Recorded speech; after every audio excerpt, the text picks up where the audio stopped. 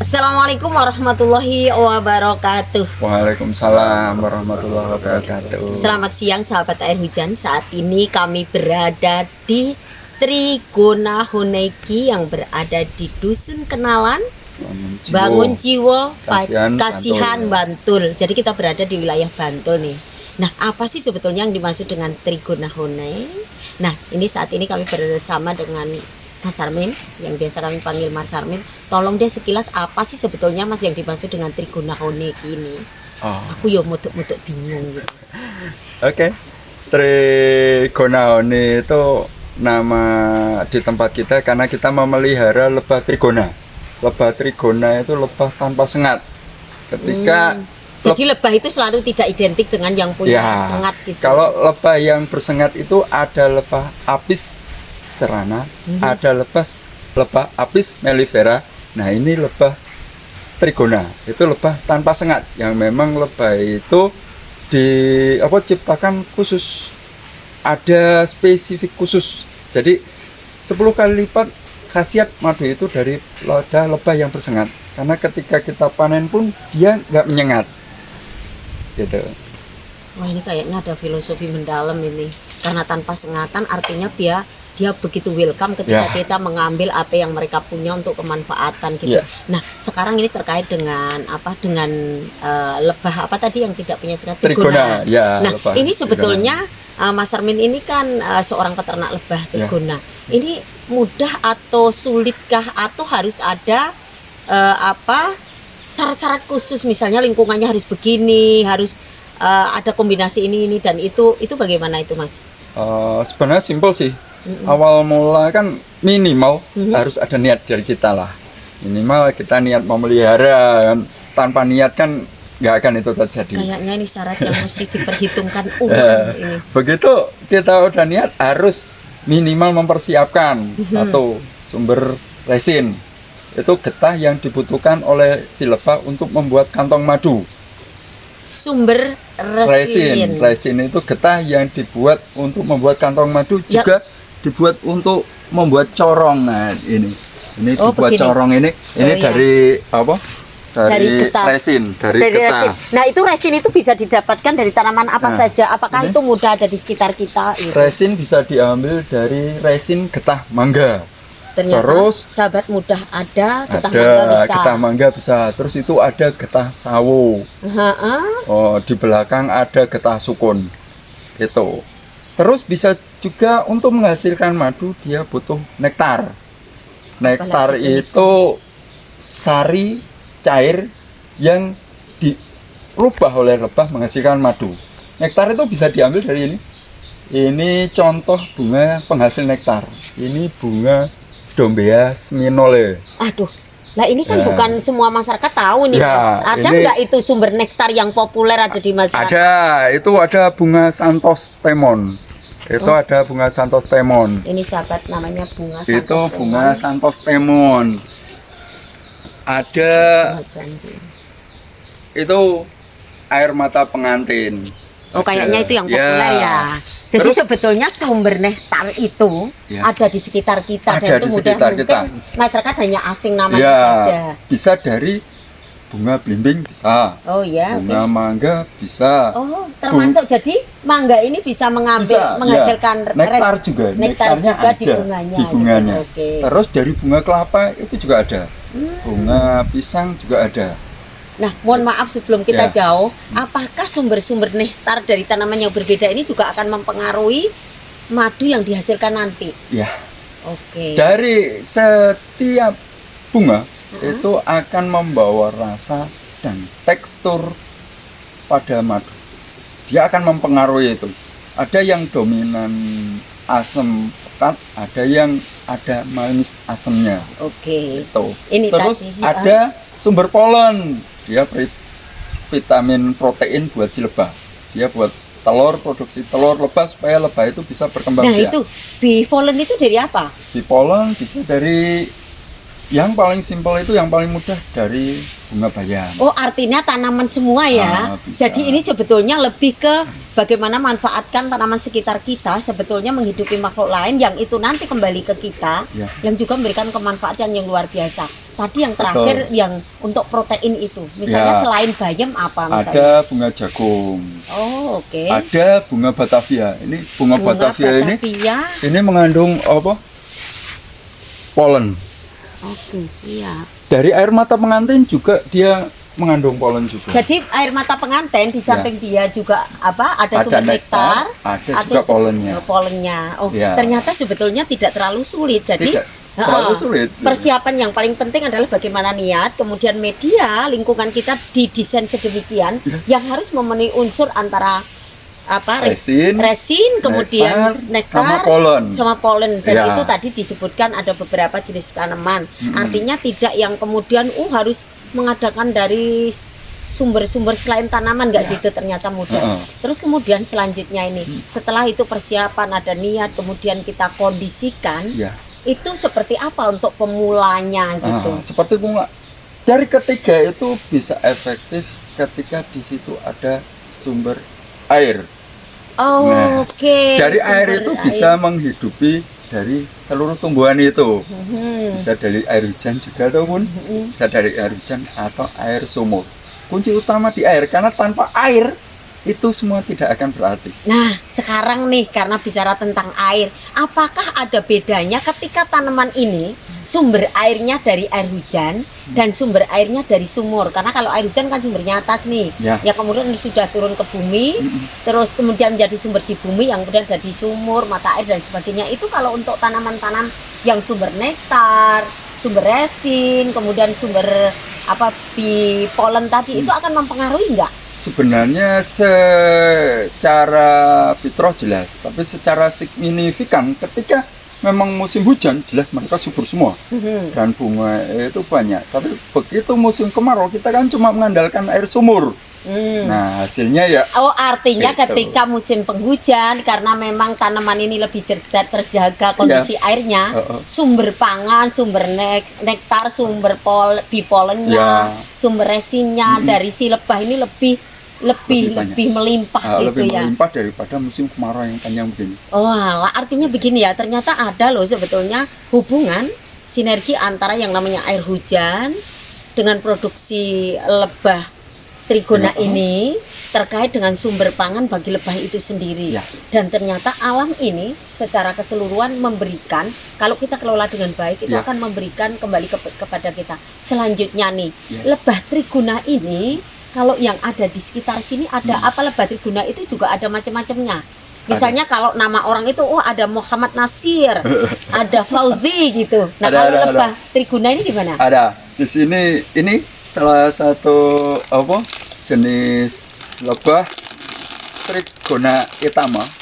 Trigona itama. Iya, jenis itama. Ini endemik dari Gunung Raung. Lah, itu mendatangkan dari Raung. Iya. Kita mendatangkan dari Gunung Raung, kita bawa, kita pelihara di sini. Alhamdulillah bisa adaptasi di sini. Nah, ciri khasnya adalah kantong madunya gede-gede. Terus ini yang bikin jenengan apa sih si lebahnya ini kantong? Malah keren. Ya Allah, si lebah juga punya peradaban loh, bikin kantongnya luar biasa. Tak pikir jenengan yang bikin. Ini resin tadi digunakan dibuat untuk membuat kantong madu ini. Jadi resin-resin untuk ini yang membentuk ini ya. Terus nektar itu dibuat untuk diolah menjadi madu. Nah, ini madunya. Ini madunya kelihatan. Masya Allah, penuh madunya. Polen itu digunakan untuk makanan lebah. Di sini kayaknya ada sebentar. Nah, ini ada polen. Nah. Ini polen. Ini 10 kali lipat daripada telur. Ini rasa kalau untuk jantung bagus itu. Ya, pemirsa dilihat nih. Sumber ini sumber polen yang kemudian oleh ini untuk sebagai sumber protein bagi lebah ini. Dan ini nggak disuplai sama Mas Harmet kan? Disuplai. Dia ngambil sendiri dari polennya. Kayaknya Allah itu luar biasa. Itu canggihnya. Lebah saja dia ngambil protein, kemudian seperti ini dikasihkan di kantong-kantong ini. Hebatnya lagi, struktur dari kantong-kantong untuk madu ini menurut kami luar biasa banget. Kalau manusia peradabannya udah tinggi banget nih. Oke, selanjutnya ini karena ini ternyata dari Gunung Raung asalnya, spesies ini dari Gunung Raung dan bisa adaptasi di wilayah tersebut. Nah, selain ini ada apa lagi di sini? Ada jenis Fembriata. Fembriata. Fembriata yang sebelah itu endemik dari Sumatera, Hawaii kanan. Itu yang di Jawa cuma ada di sini. Itu. Artinya begini ya, sebetulnya berbagai jenis trigona ini di semua tempat itu sebetulnya mudah adaptasi dan bisa kok gitu, enggak masalah gitu. Kalau lokal endemik di sini apa, Mas? Levisep. Itu membedakan trigona. Apa dari jenis spesiesnya, Cuma besar bentuknya? kecilnya, Besar kecilnya. besar kecilnya, Tapi nanti itu. produksi untuk madu itu sebetulnya setipe, tinggal sumber nektarnya Ya. apa, kemudian proteinnya apa Ya. gitu nggih, bipolinya. Tergantung vegetasinya. Oke, berarti salah satu yang menyebabkan kemudian berbeda itu sebenarnya adalah vegetasi ini yang menjadi sumber nektar, kemudian menjadi sumber bipolnya. Nah, terkait dengan ini, Mas, apa yang sudah penjenengan rasakan ketika kemudian produksi madu ini? Saya tidak akan tanya hitungan-hitungan secara angka ya. Itu ketika Anda ini kombinasi antara tanaman, kemudian sinergi dengan hewan yang jenengan dengan trigona dengan lebah ini kemudian menyatu, itu apa yang penjenengan rasakan selama menjadi peternak lebah ini? Minimal ya ambil yang paling kecil, minimal kita bisa merasakan manfaat ketika menyatu dengan alam. Dari lebah terjadi simbiosis mutualisme dengan tanaman, dengan bunga sekitar, dengan pohon-pohon sekitar. Tanaman yang berbuah pun dengan penyerbukan si lebah itu hasilnya juga akan meningkat. Kita bisa bermanfaat sebenarnya dengan tetangga-tetangga yang memang dia memelihara kelapa, yang biasanya kelapa menghasilkan sedikit karena terjadi penyerbukan dari lebah itu. Maka pembuahannya menjadi pembuahannya bisa jadi lebih. Oke, sahabat Aur Hujan, banyak banget manfaatnya ketika kita mulai menguri-uri atau kemudian merawat apa yang ada di alam ini, dari kemudian air hujan yang kemudian bisa menyuburkan tanaman menjadi sumber pangan, sumber protein bagi lebah, karena kita hari ini bicara lebah, tapi bagaimana juga lebah ini memberikan kemanfaatan tidak hanya kepada si peternaknya saja, tapi kepada masyarakat sekitar, karena salah satu dari fungsi lebah ini dia sebagai penyerbuk. Iya, penyerbuk bagi tanaman lain. Masya Allah, luar biasa. Selebihnya ini Mas Armin, apa sih sebetulnya harapan kok Mas Armin begitu getolnya dengan ternak lebah ini? Karena ini biar bisa menginspirasi banyak orang gitu. Minimal kita dapat obat ketika sakit tanpa harus ke dokter. Di samping bisa dengan minum air hujan, kita bisa minum dengan madunya, karena sifat madu adalah sifaulinas. Madu itu penyembuh di An-Nahl 69. Begitu kita tahu bahwasanya madu itu penyembuh, bukan lagi fitrahnya, insya Allah. Kalau tahu konsepnya, tahu bagaimana meminumnya, pasti sembuh, karena itu firmannya. Minimal ketika tetangga atau siapapun yang dia bisa memelihara ini satu aja, minimal kita nggak usah lah beli madu di tempat yang lain, beli obat yang lain gitu loh. Bahkan mungkin kita bisa kemudian menumbuhkan sumber itu sendiri ya. Dengan dimulai niat, menyiapkan lahannya dan sebagainya. Nah, ini yang menarik adalah salah satu dari sumber dari apa yang kita obrolkan hari ini sebetulnya bagaimana kunci kita bersyukur atas anugerah Allah yang luar biasa dalam bentuk air hujan, kemudian tanaman-tanaman, bahkan hewan-hewan yang oleh Allah ciptakan ini sebetulnya untuk kita manusia loh. Sebatas kita mau bahasanya kami memperhatikan, kemudian belajar menyatukan diri dengan semesta ini untuk bisa selaras, itu akan memberikan kemanfaatan kita yang luar biasa. Sebelum kita tutup nih Mas, apakah di sini juga terbuka nih kalau orang mau pengen belajar, Mas saya ini nggak tahu apa-apa tentang lebah gitu, tapi kami ingin belajar untuk memulai ternak dari yang paling nol, yang nggak ngerti pengetahuan apa-apa, apakah dibuka kesempatan untuk belajar di sini? Dibuka, monggo, silakan datang ke Pondok Trigona Honiku, kita belajar bersama dan free, tidak dipungut biaya di sini, gratis. Kita belajar, kita ajari dari nol sampai bisa. Nanti silakan cek di Google aja, ada Pondok Trigona Honiku, di situ ada alamat. Ini banyak yang muncul pertanyaan sebetulnya ketika kita belajar di sana, casnya gimana nih? Gitu gimana ini Mas? Konsep pembelajaran di sini ya gimana? Kalau di sini kita ajari edukasi aja untuk bagaimana cara merawat lebah vegetasi apa yang diperlukan. Harus mereka mengenali, Ya, kita mempersiapkan. kenalkan itu. Ini nanti pembiayaannya gimana Mas belajar di sini? Kalau di sini soal belajar kita kasih gratis free. Nah, nanti kalau mau beli bibitnya monggo. Kalau mau cari sendiri monggo. Kalau mau cari apa vegetasinya silahkan gitu. Tapi untuk belajar free.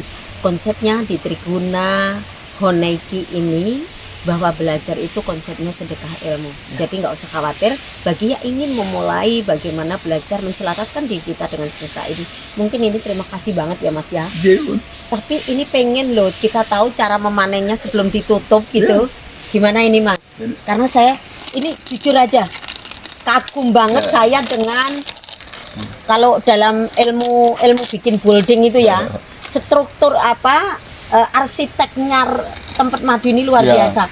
Ini ada yang warnanya kemudian masih coklat muda, kemudian ada yang ada keabu-abu menjelang agak tua. Ini udah matang, madunya udah ketutup, itu udah matang. Kalau yang muda-muda ini belum terisi karena dia baru membuat kantong. Nah, ini udah apa terisi. Ini bisa kita kira-kira aku ngicipin gitu ya Mas? Boleh, monggo. Bismillahirrahmanirrahim. Insya Allah kita mau minum madu dari sumbernya langsung. Kalau ini sumber-sumber yang benar sumber. Bismillahirrahmanirrahim.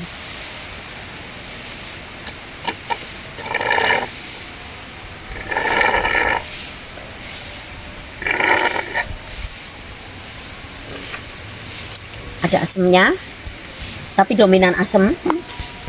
Tapi ada manisnya juga. Mohon maaf, setelah kita telan ada sedikit pahitnya. Nggak ngerti ini sedikit pahit dari apa ini. Ada dari nektar singkong karet kemarin, masih ada sisa air. Iya, gitu. Karena ini rasanya itu asam dominan, ada manisnya, tapi setelah mau habis itu terasa ada pahit-pahit, tapi pahitnya tipis. Itu soft, ya soft tipis saja. Oke, nah ini pemirsa juga pengen tahu nih cara Mas Sarmin manennya gimana nih. Kalau saya kan langsung minum nih pakai begini aja.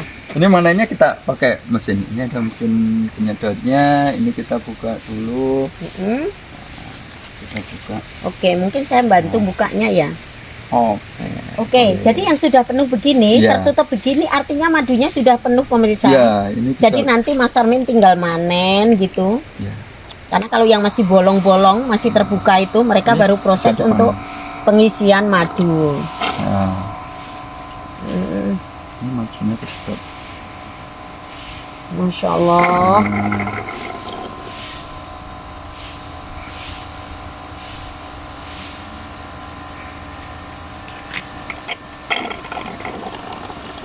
Kalau sudah disedot begini Mas, kemudian terbuka, besok dia akan diisi besok kembali. Diisi kembali ditutup lagi? Iya, begitu penuh ditutup kembali oleh si lebah. Gimana lebahnya itu canggih loh.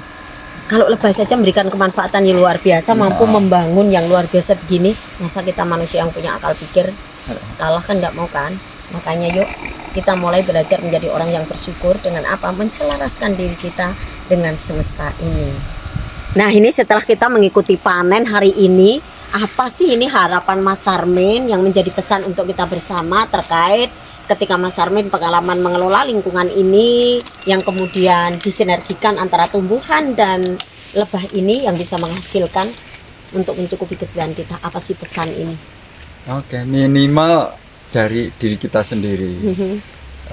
Kita bisa memanfaatkan semua fasilitas yang Allah berikan pada kita. Ada tumbuh-tumbuhan di sekitar kita yang bisa kita manfaatkan untuk pakan lebah, dan lebah itu bermanfaat untuk semuanya. Kita nggak perlu jauh-jauh dari tumbuhan yang ada di sekitar rumah pun cukup kita memelihara 1-2, kita udah bisa swasembada madu, bisa bermanfaat untuk diri kita, keluarga, dan sekitarnya. Artinya ketika kita mengelola lingkungan karya Allah yang luar biasa ini, lingkungan itu ya dalam artian ada tanaman, di situ ada hewan, kita kelola dengan optimal, kita belajar selaras dengan mereka, sebetulnya memberikan memenuhi kebutuhan kita sehari-hari. Yang penting yang perlu kita jaga adalah bagaimana kita untuk tidak eksploitasi berlebihan, tapi secukupnya saja. Nah dari sini ada satu yang bisa kita ambil, terinspirasi apa yang sudah Mas Sarmin lakukan. Yuk kita sama-sama, kita sebetulnya dicukupkan oleh lingkungan sekitar kita, asal kita mensyukuri nikmat ini dalam bentuk bagaimana kita mengelolanya dengan baik. mungkin di sini dikelola antara madu dan tanaman, tapi di sisi lain juga ada tanaman dan hewan-hewan yang lain yang memberikan mencukupi kita sesuai dengan kondisi lingkungan kita. Gitu. Nah, yang terakhir kali sebagai penutup, kita manusia ini sebagai makhluk yang diciptakan terakhir oleh Allah. Karena kita dimulai dari air, baru kemudian tanaman, hewan, setelah itu manusia. Artinya Allah menciptakan manusia ini, kita sudah disediakan seluruhnya untuk mencukupi kebutuhan kita. Untuk itu kita tidak berlebihan, secukupnya saja, sehingga keseimbangan semesta ini bisa terjaga. Sebagai marwah kita manusia yang harus mampu menjaga keseimbangan untuk keselarasan hidup kita dalam menuju ke kehidupan yang lebih jauh ke depan. Bagaimana kita menjaga untuk sustainable living, keberlanjutan hidup seluruh makhluk di bumi ini. Terima kasih, semoga menginspirasi. Terima kasih lagi Mas Men, semoga menginspirasi banyak pihak. Assalamualaikum warahmatullahi wabarakatuh. Salam air hujan. Waalaikumsalam warahmatullahi wabarakatuh. Melangkah pergi, jangan kau dekati. Ku tak mau lagi selalu bersedih.